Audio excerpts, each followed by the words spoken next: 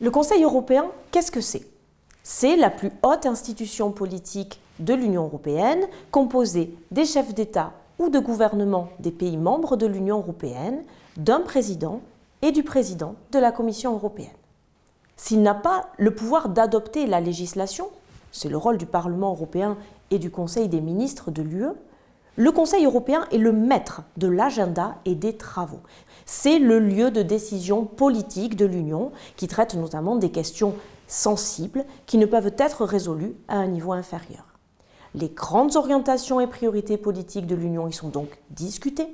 Les grandes décisions stratégiques y sont adoptées. Cette fonction vaut pour les questions d'asile et d'immigration depuis 1999, date à laquelle l'UE intervient dans ces domaines.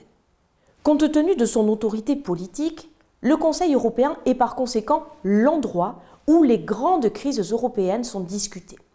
Aussi, et depuis la crise migratoire de 2015, les questions liées à l'asile et à l'immigration n'ont pas quitté l'ordre du jour des réunions du Conseil européen. Depuis lors, 3 grandes tendances ont émergé. Tout d'abord, les réunions du Conseil européen font apparaître les grandes divisions qui existent entre les États européens, entre les États de première ligne, Italie, Grèce, Espagne, qui doivent gérer les arrivées de migrants et demandeurs d'asile et réclament plus de solidarité de la part des autres États, et les pays d'Europe centrale et orientale qui sont hostiles aux migrations et demandent aux États de première ligne d'être plus responsables avant de pouvoir recevoir plus de solidarité. Ensuite, ces divisions ont un impact important sur la négociation des propositions de réforme inscrites dans le Pacte européen sur l'asile et la migration présenté en septembre 2020. Ces propositions sont toujours en discussion en décembre 2023 en raison notamment de la difficulté pour les États européens de dépasser ces divisions.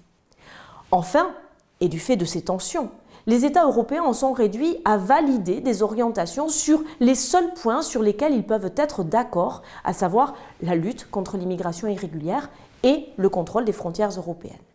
Ce contexte les a récemment conduits à développer un nouveau débat sur la conclusion d'accords avec les pays d'origine et de transit pour renvoyer les personnes arrivées en Europe, y compris lorsqu'il s'agit de pays très douteux en matière de respect des droits humains. Les migrations sont un défi européen qui exige une réponse politique forte.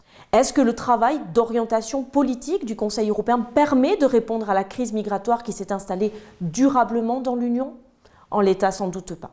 Le contexte de polycrise qui touche l'Union européenne rebat les cartes et réclame sur le plan des migrations et de l'asile une nouvelle intervention d'envergure. Le Conseil européen doit assumer le rôle politique qui est le sien et fixer de nouveaux jalons en la matière. Attendu pour 2024, ces jalons devraient permettre de poser clairement les orientations sur le type d'Europe que nous voulons, à savoir une Europe refermée sur elle-même ou une Europe capable de gérer l'asile et l'immigration dans le plein respect des droits humains.